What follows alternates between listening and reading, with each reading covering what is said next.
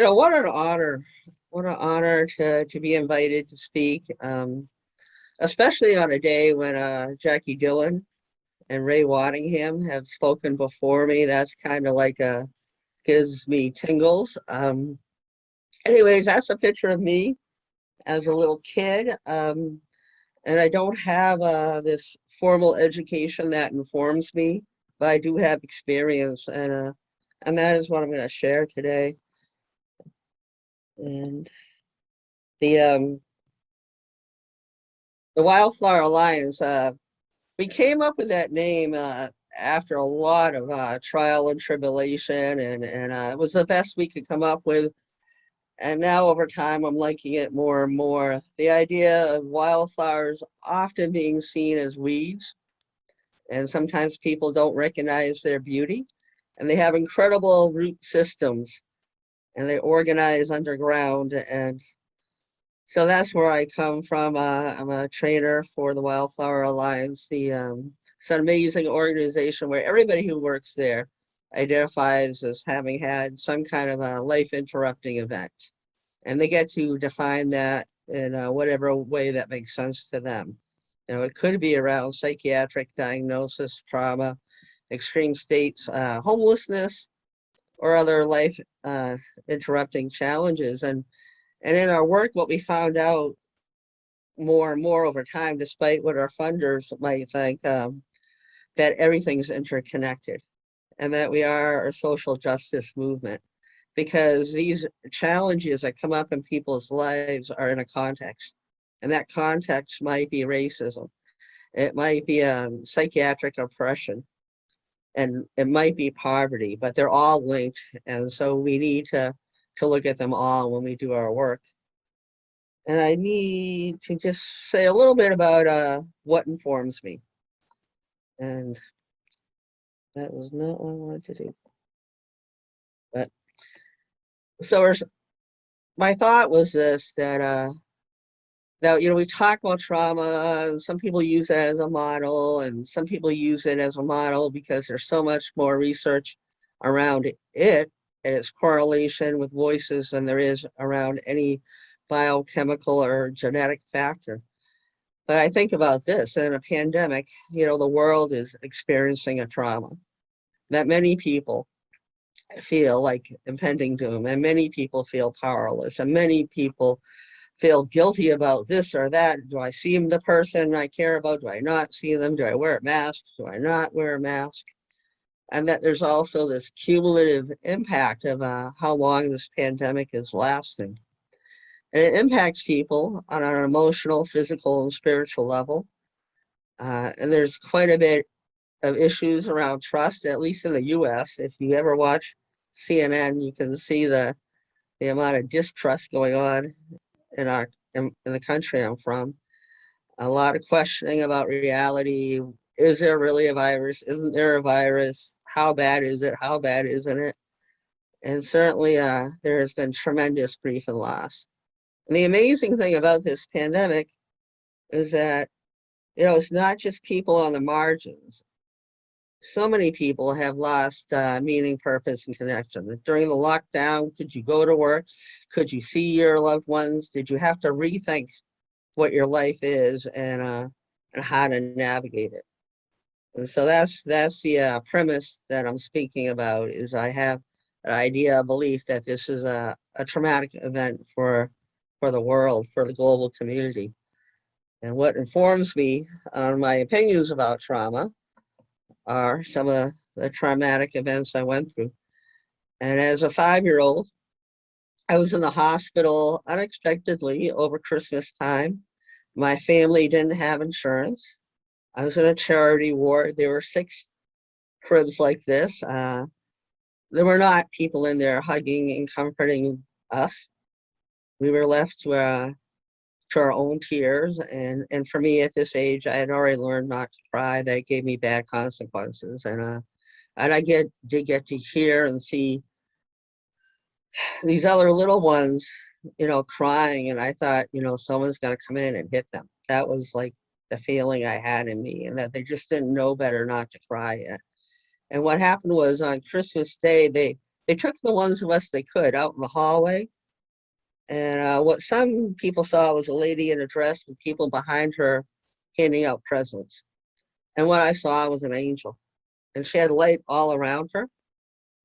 And as she got closer to me, I could feel the light.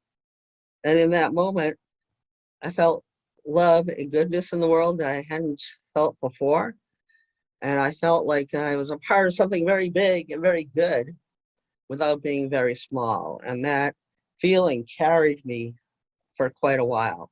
It gave me hope to know that in the world there was love, there was protection, and something bigger and better to be a part of. But by the time I was 12, I had lost that feeling. And now I had a voice. And it was telling me that I needed to kill myself or my mother, that one of us had to go, that we couldn't both live in this house. And I would try very hard. I would try very hard to watch the people around me to predict what they would do in an effort to keep myself safe. And no matter how hard I tried, I couldn't figure it out and I couldn't keep myself safe. I got very good at pushing my feelings down and just trying to read other people's feelings. And at 12, it wasn't the Bible that resonated for me. It was this book called, Bury My Heart at Wounded Knee. It's a story about what happened to the indigenous people in the United States. And there's a story in there called The Trail of Tears. And that's what I felt like. I felt like I was on the Trail of Tears. And I also wonder, like, what would have happened if I went to school and said, I have a voice telling me to kill myself or my mother. Like, what would the intervention have been? What that voice did do is it made me stand up for myself. And the last time my mother ever hit me was when I had told her, if you hit me, I'll hit you back twice as hard. And it shifted our relationship. I had tremendous guilt, but in counseling, the counselor told me, that's what happens. And I'm like, what do you mean? And she says, that's when kids quit getting hit, when they hit back. And so that voice was a good thing. It was a difficult voice. It was a hard voice, and it was a good thing. It had a message that I needed to pay attention to because I wasn't paying attention to my own feelings. And so my solution was to blame myself. I blamed myself that I couldn't figure out how to navigate this unsafe world in a way to protect myself. I always wanted it to be okay if I could just do the right thing, because that was a less scary thought than to think that the people in charge of me were not safe people. I tried very hard not to be me. I drank and drugged because I didn't want to feel, think, or remember what had happened. And ultimately, I kind of broke into pieces. And I blamed the little girl for what happened to her. And I thought if I could just get rid of her, I could have a life. I ended up in psychiatric services. And at first, I was really thrilled with getting a diagnosis because finally somebody was recognizing that something was wrong. And their solution, was a drug. And that had been my solution. Put the right drug in me, and life is worth living. And I kind of bought into that. What was really difficult about the mental health system for me was it just repeated the messages I had received in trauma. I was told as a kid, don't tell or someone will get hurt. The big line used to be, it will kill your mother. And in the mental health system, what I learned was that if I talk about what's really going on for me, I'll get locked up. At home, I was told they wouldn't believe you anyways. And when I go to services, they say to me, my experiences are not real. Just ignore them. At home, I was told they'll say you're crazy. And sure enough, they were right. When I got help, I was told I was mentally ill. I was told I was crazy. And I'll just finish going through these quickly. I was frequently told to quit fighting and make it easier on myself. And in the hospital, they would tell me, be compliant or it will get worse. And my dad would tell me he was doing this for my own good. And the doctors in the hospital would tell me they were doing this for my own good. And this last one was really tough. I was told I should be grateful I have it this good. And in services, I was told to accept and be happy with a very limited life.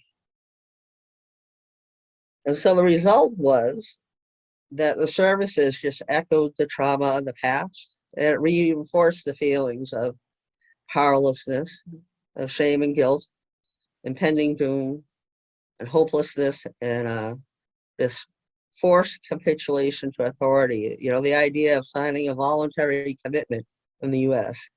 You can sign this, or we will call the police, and then someone gets to tell me it's a choice. It's a really insidious, way to manipulate somebody. And then what happened was, I was at a place where I was on Thorazine and Haldol, and I was shaking and twitching, and I was thinking of ending my life. And then I remembered that peer support in the form of 12-step had really helped. And I thought, is there something like that around this? And I was able to type into my Google search, peer support mental health. And I found out, greatly in part to thanks to the work of Jackie Dillon, that I lived within walking distance of one of the only hearing voices groups in the whole United States at the time. And in that group, I found that there were people there who were told the same things as me, but they were making lives that they wanted to live. And I was told that I can remember that I didn't talk for months. And then when I finally did talk, I just basically said, this is how screwed up I am. And they told me, you're still on the planet. You must have something going for you. How is it you have survived all that? And so they mirrored back strength and possibility to me. They gave me perspective. Oh my gosh, they gave me so many different ideas of how I could navigate this experience beyond a pill. That there were so many, instead of running away from my experience, I could actually look at it and become my own expert of my experience and trust some of the things I already know about myself and put some energy into trying to figure out more about myself.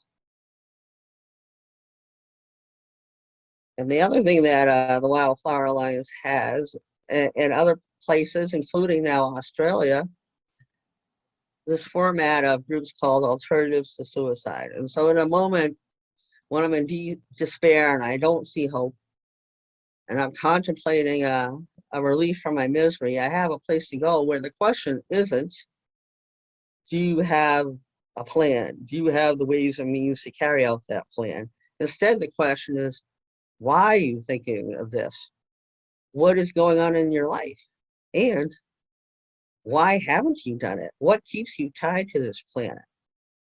And that was an amazing conversation as well. And many of its values are pretty much the same as HPN. And there is an overlap. There is an overlap. I can certainly have a voice that's telling me to kill myself. And so it does come up. And so I think it's important that both groups inform each other. And so now, during the pandemic, in the beginning of the lockdown, you couldn't go out, you couldn't see people.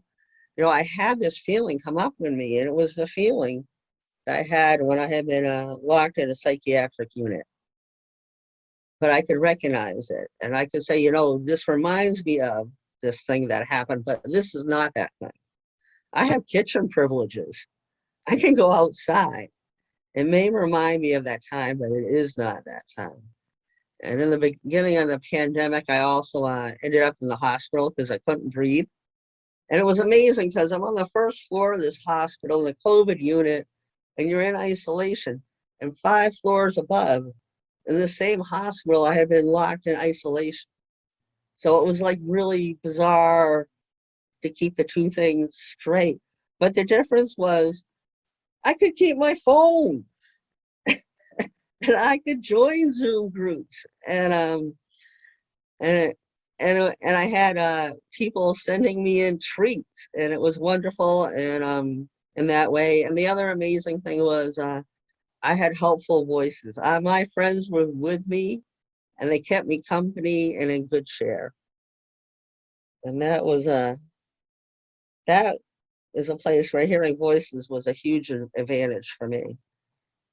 And so in this common peril that we have, my hope is that there'll be more identification with each other, that all people will have this common experience of adversity, and it will create some empathy. And I'm telling you, I know there are nurses who are hearing from the people who they've put in body bags. And I know that there are family members who could not say goodbye to their loved one, and they are seeing and hearing from their loved one.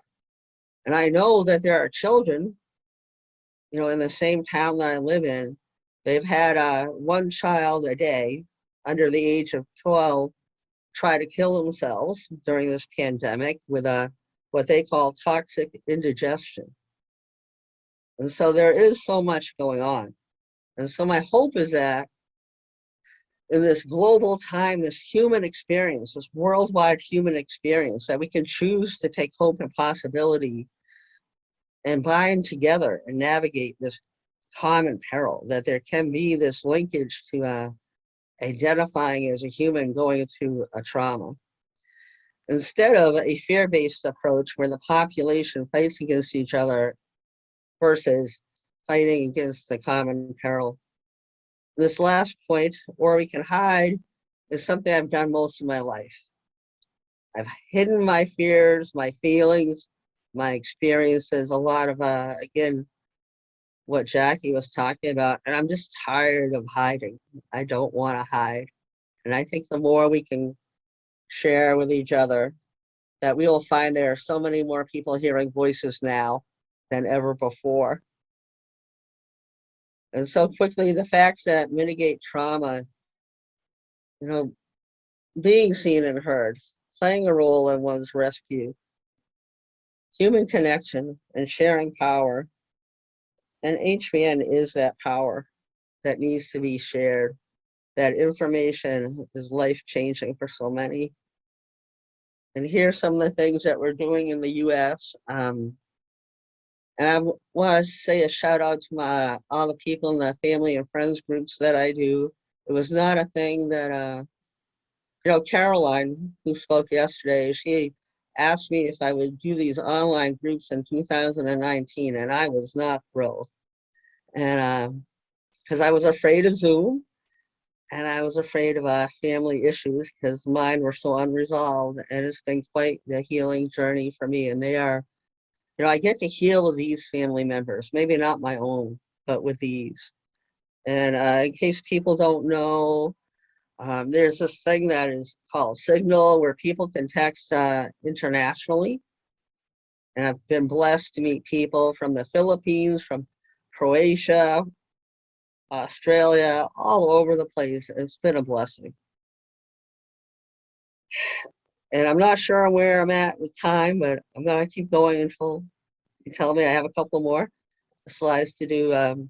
So during this pandemic, my father died, and I thought for sure, for years, I've always thought I will just lose my mind when he dies. And he died, and 2 nights later, there was a bat in my room.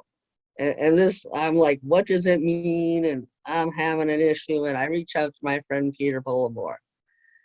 And I'm telling Peter, and Peter says to me, he says, Cindy, and he says, Cindy and Marty, I want to tell you, your father's dead. He can't touch you anymore. You don't have to be afraid. And that was, I'm getting tingles just sharing that, how much that meant to me and what an impact it had. And then my buddy, Paul Baker, who's known me when I didn't speak and has talked to me now that I am speaking, but he's one of those people who had a belief there was a person in there before there was too much evidence of it. And he emails me and he says, we're doing this thing with Iceland. Do you want to be a part of it? And I yell, Iceland, I love Iceland. And I met people from Iceland when we were in the Netherlands, and they were young. And they were starting a Hearing Voices network. And it brought me joy because I didn't find a group until I was 50.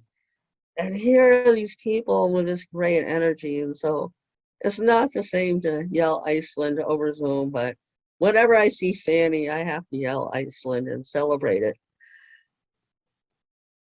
And the tall one in that picture, he is my spiritual advisor. And when he asked me my spiritual beliefs, I told him, religion hasn't worked for me. And he said, don't muddy the waters with religion. And I said, well, I've had a spiritual experience. And he said, I've had some too. Tell me one of yours. I told him about the angel, and he said to me, don't let anybody steal that from you by calling it a delusion. And he was spending an incredible amount of time telling me I'm not crazy. And that I just had bad things happen, and I adapted, and I can adapt differently now. And at one point he said to me, I think you need some outside help. And I said, why? I've gotten more help from you than I ever did there. And he said, well, did you ever tell them the truth? And I said, I learned not to, because I kept getting locked up. And so we devised a plan where I got a somatic therapist. That's a therapist who's supposed to help you get trauma out of your body. And he talked to her, and we both learned a lot from her. And I didn't like her, and she told me I was wired that way and I couldn't change. But we learned what we could from her, and then practiced the techniques together, and took what we could, from this clinical setting, and use it in a way that worked for me. And that's my daughter, who's a nurse, and her 3 kids, and we're practicing gender nonconformity. And she is a nurse who works way too many hours. And at least since we've gotten the vaccine, she can call me, and I can come be with her kids, and she can call me and say they're calling me back in, and she can call me. And she told me this thing, because she overheard me talking about voices. And she said, you know what? Sometimes it helps to look in the mirror. And I said, what do you mean? She goes, I woke up and I heard screaming. And when I looked in the mirror, I realized it was me screaming. So that the pandemic is having a big impact on lots of people. And this picture is my granddaughters, and the tall one turned 12. And when I saw her, that horrible feeling came up in me of when I was 12. And I could recognize it, and I could say, hey, trauma informs me, but it doesn't have to define me. And sometimes the trauma is transformed into a gift, and it increases our capacity to be with one another and to create healing. And so I want to end with this question for you all. Whatever power you carry in this world, what approach do you want to use?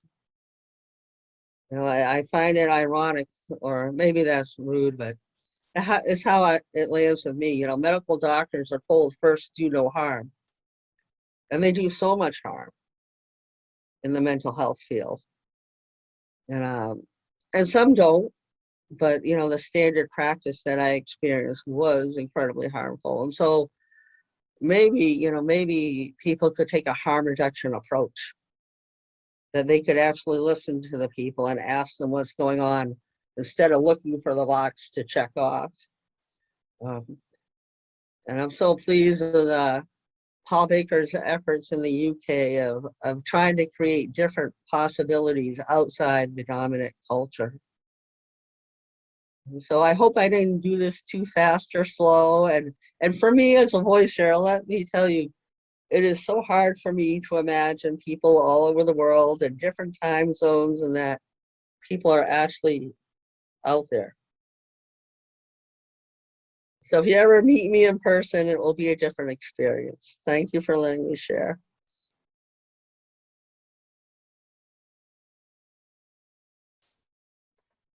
Thank you so much, Cindy. That was brilliant. Like an amazing talk from my perspective, certainly, and I'm sure other people have put in wonderful comments on the side. Cindy, I don't know if you can see them or not. Would you like me to read out some of them, or can you see them yourself? I can see them. Yeah, Yeah, if people can email me or send questions or comments if they want. yeah. Thank you so much.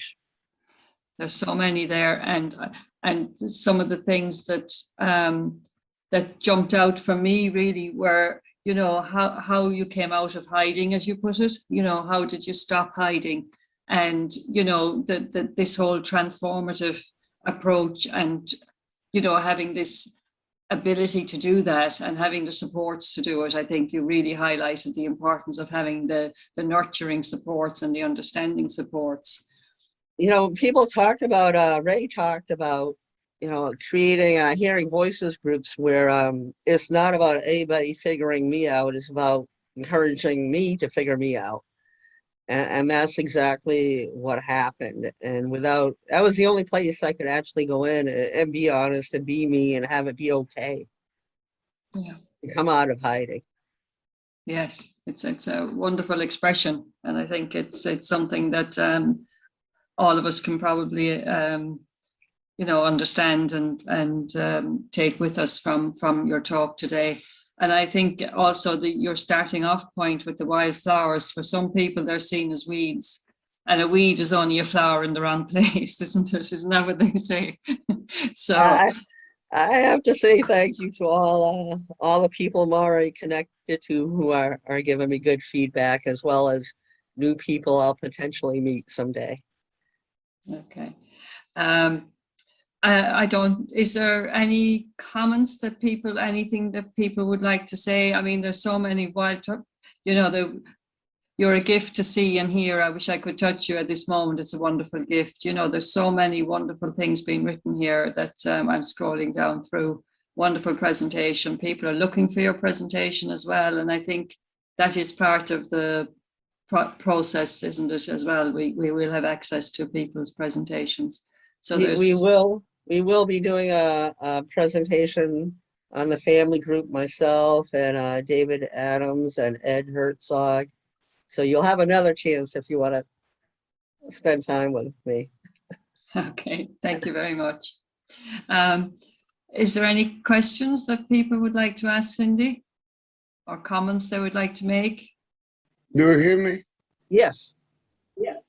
Yes, I would like to say that I had a similar experience, and I find your speech very, very inspiring. How to defeat the illness, how to defeat your thoughts are not positive, how to defeat them, how to defend from them. And I learned through the years, also from my experience, how to say no something to something that is negative. I have I don't have children, grandchildren, but I have my friends. I have my group of hearing voices. They are my brothers and sisters. So I find comfort always, and I try to give it to. That's what I have to say. Thank you very much. So one of the things that helped me was my spiritual advisor. I could send him mean voices. I could text them to him and he would respond to the voices for me. Okay. I see Jeannie has her hand up if we have time. And Eduardo, yeah. So Jeannie, do you want to go? Sure. Can you hear me? Because I'm frozen on the screen. Okay. Cindy, I've had the honor of being able to hear you many times, and that was really powerful, especially, you know, the pandemic. I work in a hospital, and I hadn't thought of like the parallel between what the people usually in clinical roles, you know, experience, and how a lot of them will actually start to resonate a lot more with our experiences. My question though is, so I know you guys have had, if not the only group, but maybe one of just a couple hearing voices groups for young people in Western Mass. And I was just wondering if there was any talk of possibly starting alternatives to suicide groups for young people. I know my son is in high school, and I've heard, you know, different times he said, oh, this, you know, other kid is struggling with this, and I was just curious if there was any talk of that. Funny you should ask. because I have spent months this summer talking to people, mostly in the US, but also Voice Collective, Fiona, about how we would structure a group for young people.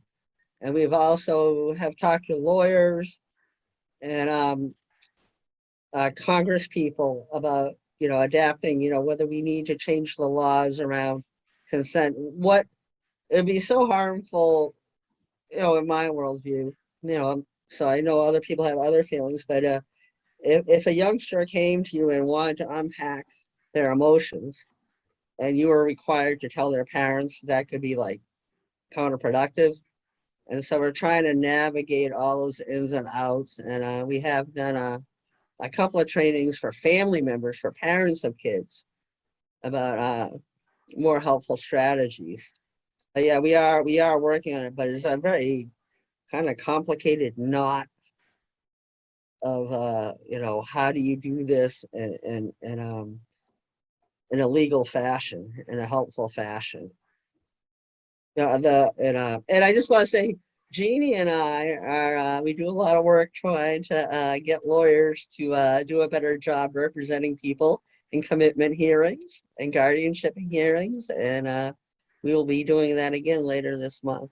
And so there's many levels to work on. I guess that's what I wanted to say, that there's many different avenues for educating different pockets of people. There's two more hands up that I can see. Eduardo first, and then Catherine.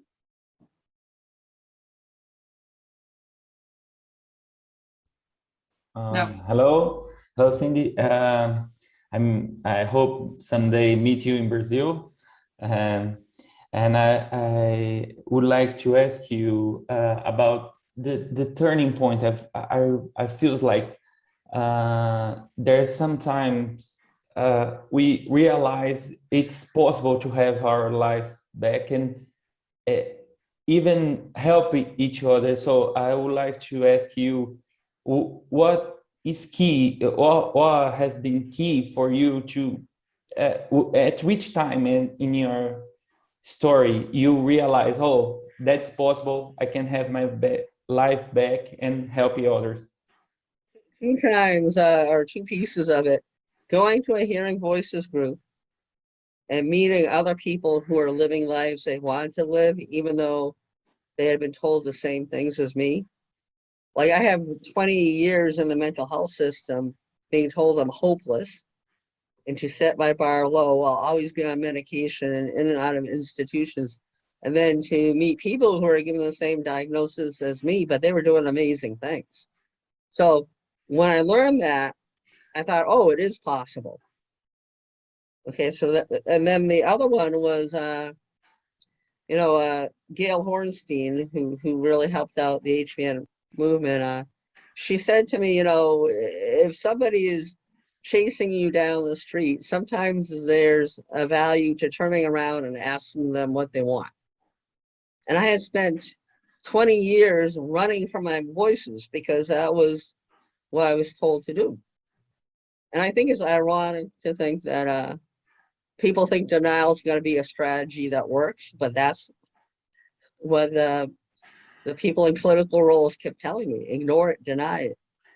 And so here is this Mount Holyoke College professor saying to me, no, turn around and look at it, because the running away hasn't worked. So try something else. And so those are the two big pieces. And I hope to see you again, Eduardo. Thank you, Eduardo. Catherine has her hand up there for a while. John, will you unmute? Thank you. Can you Hi, hear Catherine. me? Yes. Hi. Right. Hi, Cindy. Thanks very much for sharing. I think I got the gist of most of what you said, but my focus and concentration isn't the best. But I identified with your journey in that you had nowhere to turn to, or you felt alone and abandoned and had nowhere to turn to. I felt the same myself in my own situation up north of Ireland, where I had neither parents I could turn to because of the situation, but I turned to God. At the Thank age you of so 7, much. I turned to God. God was my help and salvation. Right.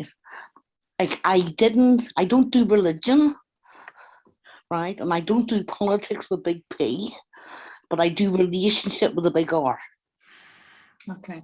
So for me, a lot of what kept me separate was I couldn't trust anybody. If you can't trust your parents, if you can't trust the people you go to for help, who can you trust? And then for me, what happened was this person who was a spiritual person who did not care what religion, whatever, he just wants you to believe in a loving higher power. I began to trust him to the point when even when I didn't trust him, I could tell him and we could talk it through. And he would keep pointing me to love. That was his thing, always pointing me in that direction. However you want to define that as source, energy, whatever, he would keep saying, let love come in. Let love heal you. Know that you are loved and lovable. Yes, God told me that too as a child. He said to me, you are now in my arms. And I took that on board. Right. My haven was school. I loved the education. I loved the learning. So I loved school. I still love learning. Every day is a new day to learn. Yes. Thank you. Thank you so much, Catherine. That's really interesting, and what helped you in your recovery journey. I see Sandy has got her hand up as well. Yeah, we'll just see if we can get your mic on, Sandy, as well. Great. We should be able to hear you now, Sandy. Thank you so much, Cindy. I just got so much from what you said and really moved. And I wanted to ask you how you manage the pain. Well, that's such an Because excellent question, Sandy. I just wanted to say, you know, I came such a long way in my recovery. And then I had to go back into hospital, and they actually took my childhood teddy that my mum made away from me and put it in a nursing station for 2 weeks. And I just, you know, you come so far with dealing with pain, and then with helping someone with help, and then they are cruel. And so I'm on a bit of a journey. There's no groups near me, and pretty isolated, but I look at the internet and I followed Icarus Project and Madness Radio and lots of people. And so I just want to say thank you so much.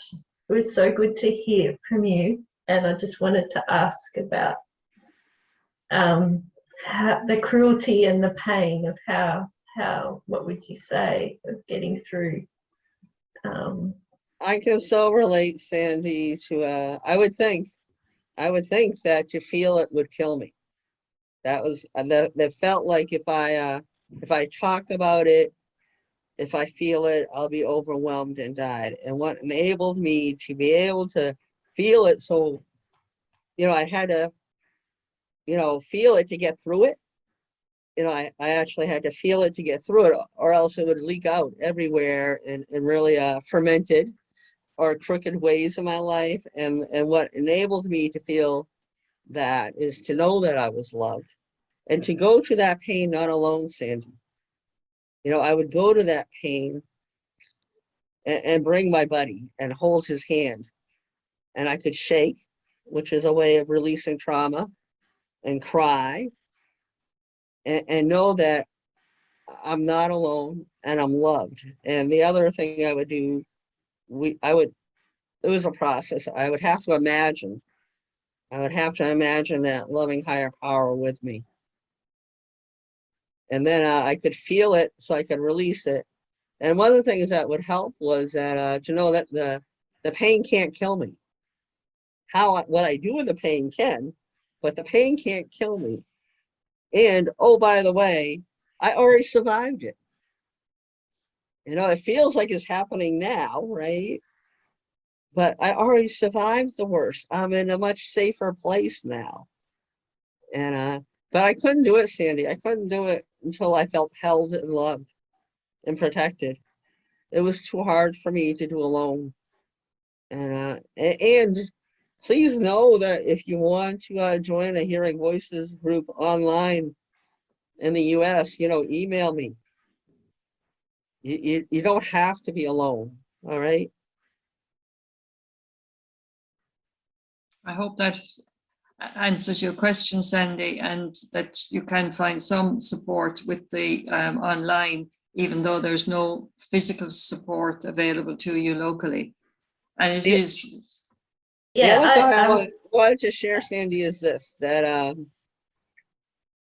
this amazing thing happened after my father died. My sister called me up, and she told me her whole relationship to our father changed when she was 12. Then all of a sudden, all that stuff that I blamed myself about, I realized the bad things that happened to me were way more about the other people. It was not about me, you know? It wasn't, I didn't deserve it. I didn't ask for it. And that helps a lot to say, you know, it happened to me, but it doesn't have to define me. It wasn't about me. I just happened to be there. Yes. Right. It was a very bad long weekend. Very bad. Very bad years for me, Sandy. Very bad years. Thank you so much. And I know there's so many people in the room, and I don't want to take away too much space, but yeah, some of this stuff is so painful and cruel, and It is. you come so far, and yeah. Oh, Anyway, there are many times I wanted thank you. to quit or get relief. Many times. Anyway, I've got my bear back. I was just going to ask you, did you get him back? He's wonderful. He's a survivor too. What's his name? Oh, we just lost your microphone, Sandy. Yes, Let's see if we can open it back up We'll again. write it back in. Ted. Ted. His name. Yes. Keep it simple. Keep it simple. Exactly. That's lovely. And you can see on the side there, Sandy, all the wonderful comments that are going to you and sending love and hearts and asking you where are you and all the rest of it. So if you look on the chat, you can see there's really a lot of positivity and a lot of support going your way. Thank you so much. Thank you. Sean has his hand up as well there. Oh, my buddy Sean. Oh, there you are, Sean. We've got you. Yes. Hey, Sean.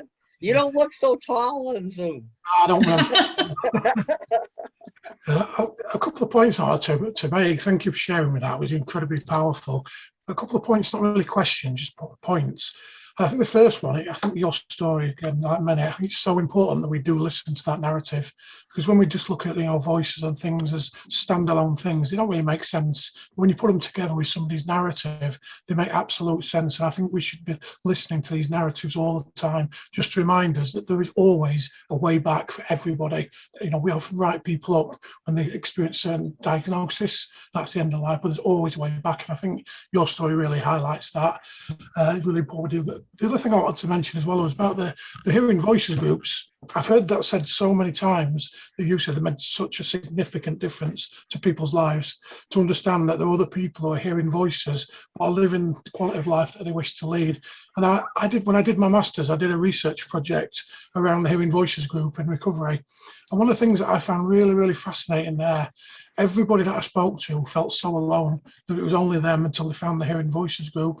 But one thing that I really did find that was really incredible, every person that I interviewed did say to me that they value going to the group to give support just as much as they value getting support from the group. So I think it just highlight again the really important jobs that these Hearing Voices groups do. But it was really powerful listening to that. Thanks, Sydney. Thank you, Sean. Thank you for all the times you share your story and struggle and pain and your journey. No problem. Thank you. And I just want to say hello, Sean. You probably mightn't remember me, but you did some great workshops in Limerick. Yeah. With Peter. So thank you. Great. We're nearly coming to a close for this particular session now. So I want to thank you so much, Cindy. I mean, it was really inspiring and hopeful and so full of possibility. I think for me, listening to you, it just brings forth the strength that people have. And as you say, it's about giving the strength as well as having the strength, and as well as sharing the strength, and how you can progress and how things can change over time. It's not that it's easy, but it can happen. Or maybe I'm wrong there, but that's kind of what I kind of got from your talk. So thank you so much. I can say that it's worth it. It's worth it. Yeah. Thank you so much. And on behalf, oh, sorry, Mary has her hand up just before we finish this. Is that okay, John? Have we got time? Please, for Miss Mary. Yes. Wonderful, Cindy. And I just wanted to let everyone know that in the family group, you let us talk about our pain and be with people we love when we share our pain. And you're doing a wonderful job in our family group online. Thank you. And I loved your talk tonight. And we create space where, unlike many other groups in the medical model, we embrace tears. Tears can be healing waters. You know, we don't try to keep people even. We let them get it out. Yes. Yeah.